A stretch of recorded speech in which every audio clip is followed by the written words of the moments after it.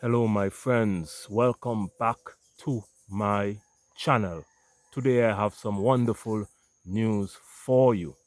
The Caribbean leaders have came out and rejected the US threats in restricting the leadership of the Caribbean nations' visas, US visas, due to the Cuban medical policy.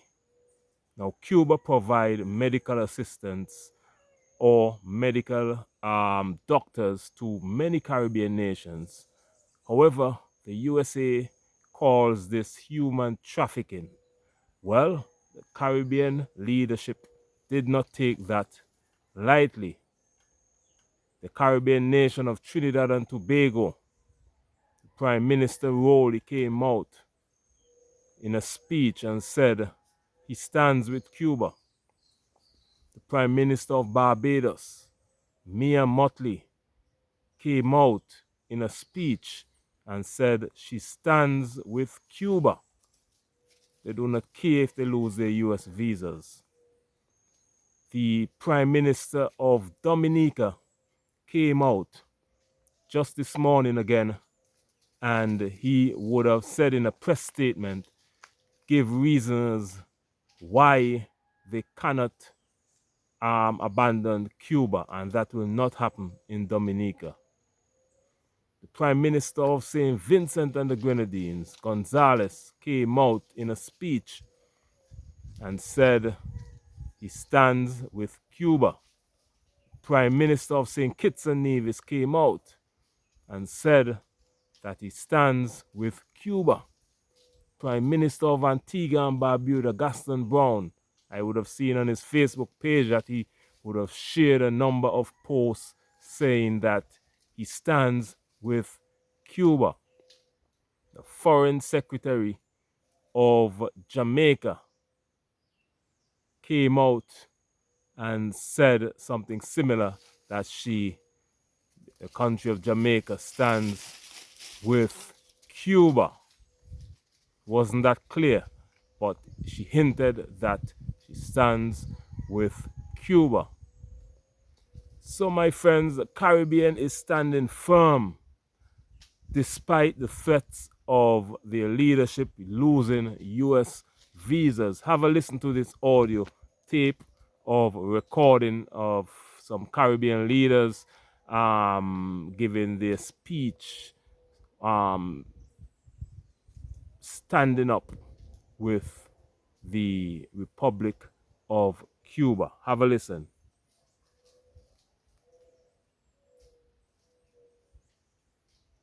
I will be the first to go to the line and to tell you that we could not get through the pandemic without the Cuban nurses and the Cuban doctors. I will also be the first to tell you that we paid them the same thing that we pay Bajans, and that the notion, as was peddled not just by this government in the US, but the previous government, that we were involved in human trafficking by engaging with the Cuban nurses, was fully repudiated and rejected by us.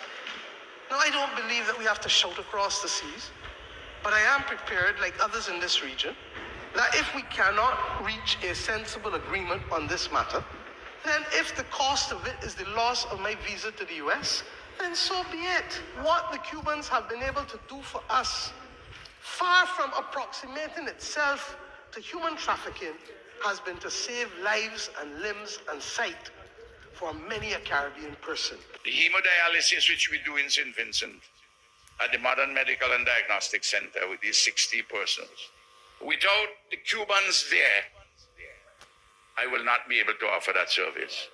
Does anybody expect that I to go because I want to keep a visa, that I would let 60 persons from the poor and working people to die? It will never happen.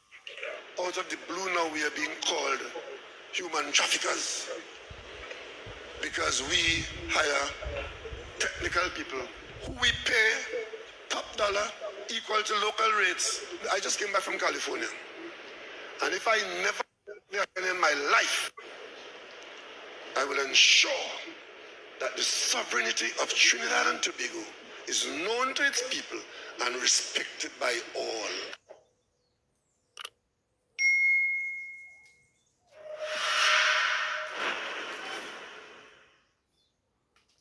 There you had it, my friends. That was the Prime Minister of Barbados, St. Vincent and the Grenadines, and Trinidad and Tobago, making it clear that under no circumstances will they give up their Cuban medical policy for US visa.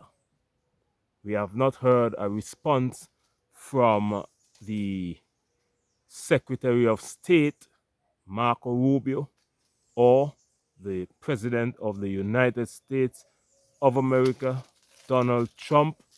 We have not heard a response from them yet, but as it stands, Caribbean leaders rejects USA visa threats over Cuban medical policy. The Caribbean stands with Cuba, and the leadership of the Caribbean is making it clear. The chairman of CARICOM, which is the regional Caribbean organization, same as like the African Union or the European Union. In the Caribbean, we call it CARICOM. And the chairman is the Prime Minister of Barbados, Mia Mottley. And you heard clearly what Mia Mottley said in her presentation that I played earlier. She is not mincing words. She said clearly that Barbados stands with Cuba. And she's also speaking on behalf of the CARICOM nations as well, my friends. Caribbean leaders are firmly opposing recent US threats to impose visa restrictions on officials supporting Cuba's international medical missions. The US claims these missions exploit Cuban workers, labeling them as forced labor. However, Caribbean nations view these medical collaborations as essential to their healthcare system. St. Vincent and the Grenadines Prime Minister Ralph Gonzalez emphasized the critical role of Cuban doctors in his country, stating he would prefer to lose my US visa to have 60 poor and working people die. That is what he said, quoting, I just quoted exactly what he said, referencing patients reliant on Cuban provided dialysis. Similarly, Trinidad and Tobago Prime Minister Keith Rowley, he's officially retired now. You have a new Prime Minister of Trinidad and Tobago, Prime Minister Young, who was sworn in this morning. So let us thank Dr. Keith Rowley for his sterling performance in government, especially to the end. Especially to the end. His sterling service. I think it's something like 40 years of service to Trinidad and Tobago. Comment and let me know how long Dr. Keith Rowley has been in office, in government, in politics in St. Lucia, not St. Lucia, in Trinidad and Tobago. So the outgoing Prime Minister would have left office this morning and replaced by Prime Minister Young, the new Prime Minister of Trinidad and Tobago, underscored his nation's sovereignty and the importance of Cuban medical professions, expressing willingness to forego his US visa rather than compromise healthcare services. Jamaica's Foreign Minister Kamina Johnson-Smith highlighted the significance of over 400 Cuban medical personnel in Jamaica, noting their vital contributions to the healthcare system. The Caribbean Community, CARICOM, a 15-member trade bloc, has engaged in discussions with U.S. officials to address these concerns, emphasizing the indispensable nature of Cuban medical assistance in the region.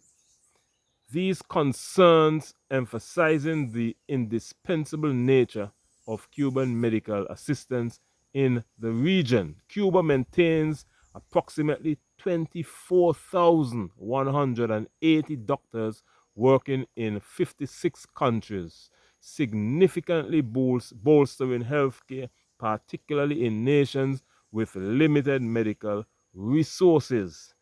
So, my friends, Cuba is a significant player in the healthcare system worldwide. They have over 24,000 doctors dispatched all over the world, not only in the Caribbean, they're in Africa, they're in Asia, they're in South America, Central America. They're not in America, they're not in the USA because of the over 50-year illegal embargo that the USA placed on Cuba. Why is this embargo placed on Cuba? Because of their involvement during the Soviet Union.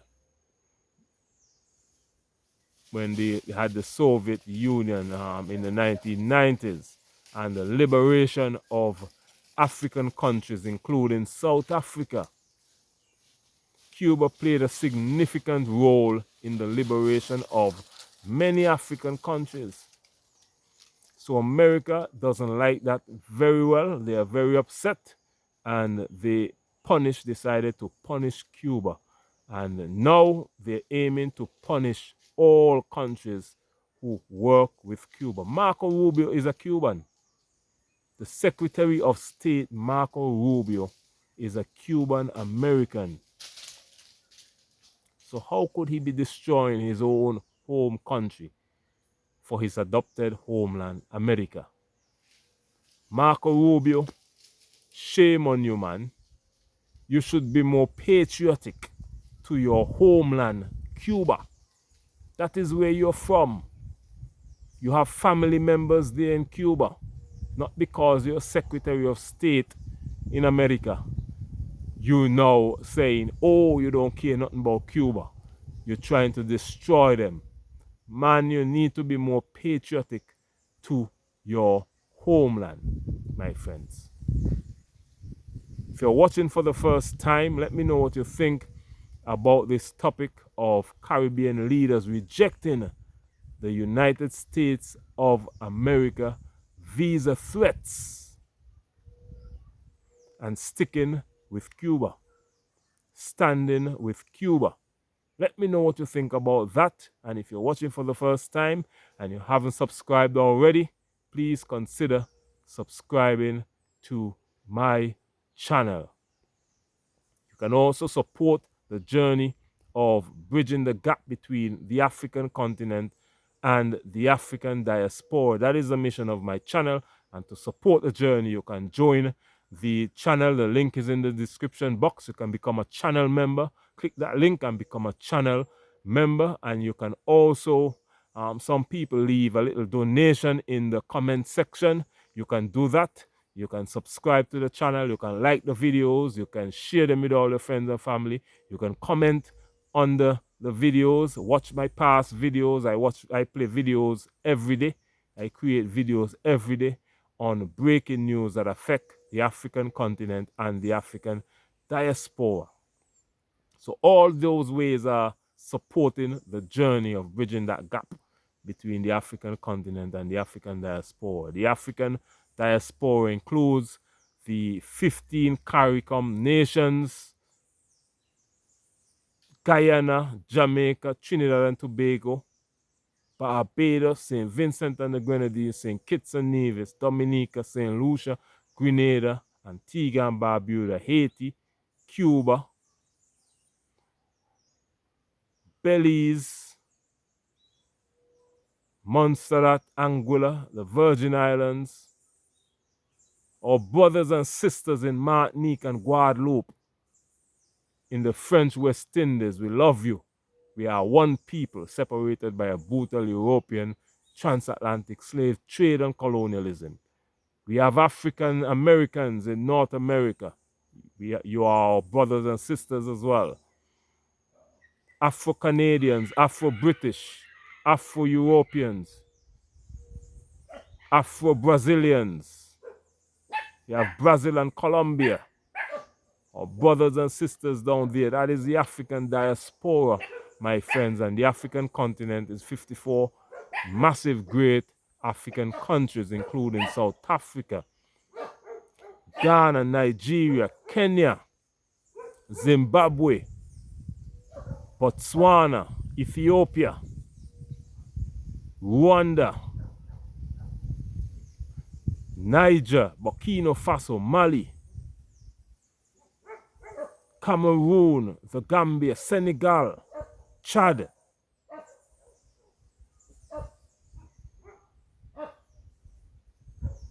Egypt, Algeria, Morocco, Libya, DR Congo, Central African Republic, my friends, Zimbabwe, Zambia, Namibia, Lesotho, Mozambique, Eswatini. Man, I could go on and on. Burundi. I could go on and on. But the dogs are getting excited now, my friends. So I'm about to end this video. Thank you for watching today. Like the video on your way out. Subscribe on your way out if you haven't done so already. And share the video with all your friends and family. Let them know that on this channel we bridge the gap between the African continent and the African diaspora. We are one people separated by a brutal European slave trade and colonialism. But those days are over. Comment your thoughts on this topic. Let me know about what you think about Caribbean leaders rejecting USA threats of having our leaders' visas revoked. Let me know what you think, and I'll see you again in the next video tomorrow. In the next video, I'm gonna check to see what these dogs are barking at. I think it's some donkeys running around or other animals, but I'm gonna check to see what they are barking about, my friends. I'll see you again tomorrow in the next video. Much love.